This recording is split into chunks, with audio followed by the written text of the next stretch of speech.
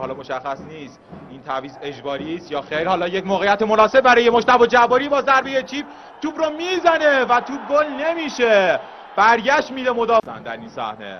واسه هم صحنه ای که مدافعین پاس هم حضور نداشتن. سامان صفا هم خروج ناموفق داشت. توپ رو ارسال کرد جباری در آخرین لحظات. امیرآبادی توپ رو بلند ارسال میکنه برای فرهاد مجیدی.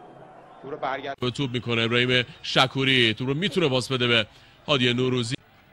نمیدونم کدام بازیکن. بله ابراهیم شکوری بود که به خاطر این صحنه هر دو برخورد کرد. برای وحید علی آبادی ابراهیم خسروی یک چرخش توپ رو میده. چند لحظه می نشینه و فقط صحنه رو نگاه میکنه و به دنبال جبران نیست. اگر میخواد جبران کنه معمولا خطا میکنه. خسروی ارتباط قطع میشه. خسروی تو سر توپ میزنه. صاحب توپ هست. میبره حرکت از جلیلی. میبره به سمت چپ. اکرامی خیلی راحت توپ از دست میده. اینجا علیزاده صاحب توپ شد. پاس عرضی انداخت و رسول تا پایان وقت معمول این مسابقه فرصت داریم. پاس یک تراکتور 0. دانش دوست ارسال توپ.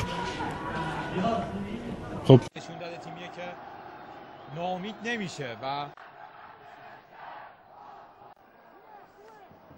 نور محمدی میگل کاسترو در کنارهای زمین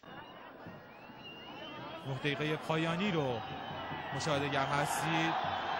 بازی حساسی رو از هر دو تیم خواهیم دید. 15 دقیقه هم استقلال به مسافه نفت میره. این بازی هم برای اسپانیا حائز اهمیته و فردا هم شاهین به مسافه پرسپولیس خواهد رفت. کمک این دیدار اعتقادی به گل نداشت. کلا بازی های پاس و سپاهان جنجال برانگیز بوده. سال گذشته هم در لیگ برتر احمد جمشیدیان با دستان خودش توپ رو وارد دروازه داشت و به بازی نیومد. سامان صفا توپ رو رضا عنایتی ضد حمله رو شک دادن بازیکن سپاهان. انقدر تعلل میکنه عنایتی که خسروی توپ پاس میده. زاره بسیار عالی برای خطیبی. ساشا رو جا میذاره. ارسال توپ داخل قبلی است که میبینید. خطیبی کلونیجا رو جا میذاره. توپ ارسال میکنه.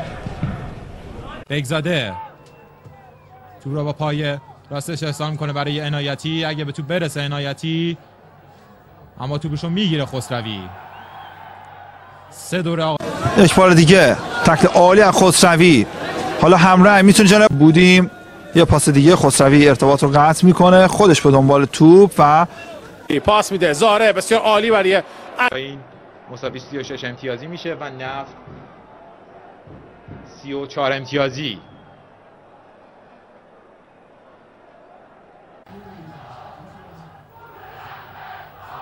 پویا سیفناهی زمین هم کمی نامساعده و توپ پرش داره در برخی از نقاط زمین. همتا سپاهان در این فصل بردهای خوبی داشته که بهترین اون برابر استیلازی بوده که 5-0 این تیم رو شکست داده. خسروی جنابازی رو عوض میکنه برای عزیز محمد.